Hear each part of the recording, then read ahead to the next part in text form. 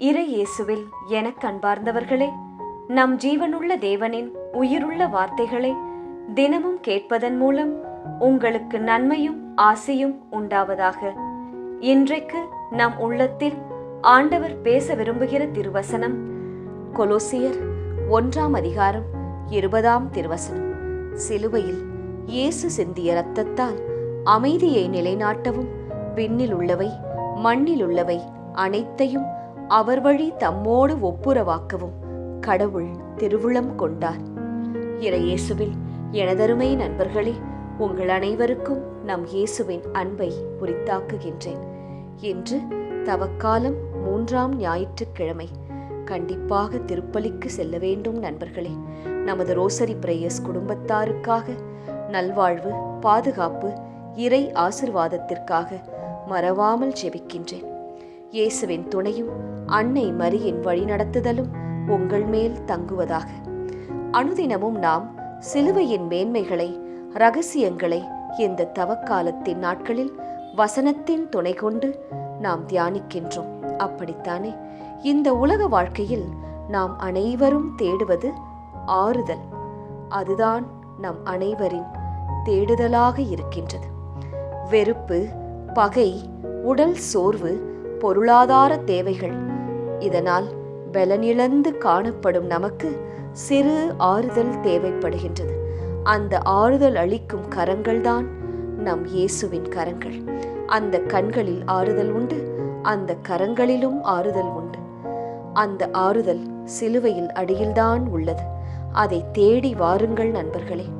பாவம், சாபம், ஏழ்மை அனைத்திலிருந்தும் தன் கிருபையினால் தேற்றிடுவார் நம் ஆறுதல் அளிக்கும் இயேசுநாதர்.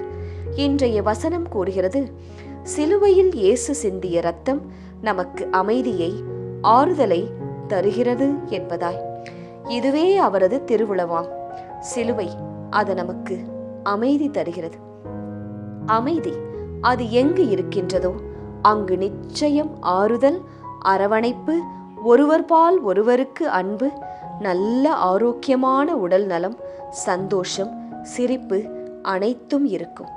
நம் உடலிலும் இருக்கும், நம் மனதிலும் இருக்கும், நம் குடும்பத்திலும் இருக்கும், பணியிடத்திலும் இருக்கும். அமைதியே நல்லதொரு குடும்பத்தின் கிரீடம் என்கிறது வசனம். அடுத்தது, நமது மனம் எப்போது ஆறுதலாயிருக்கும்?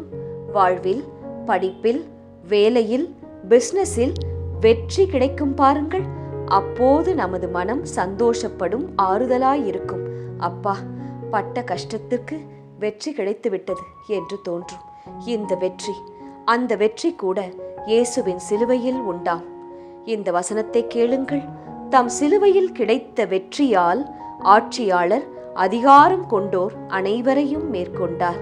எனவே சிலுவையை, அதன் பாடுகளை, அதன் அன்பை விசுவாசியுங்கள்.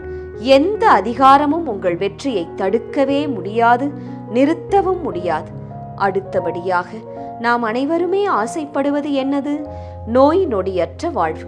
அது மட்டும் இருந்தாலே குடும்பத்தில், மனதில் ஆறுதல் இருக்கும். வீட்டில் யாருக்காவது உடல் நலம் சரியில்லை, படுத்து விட்டார்கள், ஆஸ்பத்திரிக்கு அலைகிறோம் என்றால் வீட்டின் நிலையை சிந்தித்து பாருங்கள். கவலையாக இருக்கும், பதட்டமாக இருப்போம். உடல் சுகம் அது மிக மிக முக்கியம் நண்பர்களே. அந்த உடல் சுகத்தையும் நமக்கு தர வல்லது நம் இயேசுவின் சிலுவை. வசனம் கூறுகிறது, சிலுவையின் மீது தம் உடலில் நம் பாவங்களை இயேசு சுமந்தார், அவர் தம் காயங்களால் நீங்கள் குணமடைந்துள்ளீர்கள் என்பதாய். எனவே உடல் சுகம் வேண்டும் என்றாலும் சிலுவை நாதர் இயேசுவிடம் மன்றாடி கேளுங்கள். அந்த சிலுவையில் பூரண சுகம் உள்ளது. நீங்கள் உரிமையோடு கேட்கலாம். பரிபூரண உடல் சுகத்தை தன் பிள்ளைகளுக்கு நிச்சயம் கட்டளையிடுவார் இயேசு. ஜெபிக்கலாமா? இயேசுவே, உமது திருச்சிலுவையில்தான் அமைதி உள்ளது, வெற்றி உள்ளது, பரிபூரண உடல் நலம் உள்ளது. இவை மூன்றும் இருக்கின்றது உமது சிலுவையிலே என்று இன்று நாங்கள் அறிந்து கொண்டோம், விசுவசிக்கின்றோம். இவை இருந்தால் எங்கள் மனம் ஆறுதலாயிருக்கும். உமது சிலுவை அதை நாங்கள் வழித்துணையாய் ஏற்றுக்கொண்டு அமைதியான, வெற்றிகள் நிறைந்த, பூரண உடல் சுகமுள்ள வாழ்க்கையை வாழ ஆசி வழங்கும் இயேசுவே. ஆமென். இயேசு கிறிஸ்துவின் பெரிதான நாமத்தின் நிமித்தம் ஜெபிக்கிறோம். ஆமென். ஒவ்வொரு நாளும் உங்கள் உள்ளத்தில் ஆண்டவர் பேச விரும்புகிற இறை வார்த்தையை தெரிந்து கொள்ள ரோசரி பிரேயர்ஸ் சேனலை சப்ஸ்கிரைப் செய்யுங்கள். மேலும் உங்கள் நண்பர்கள் மற்றும் உறவினர்களுடன் ஷேர் செய்யுங்கள். நன்றி.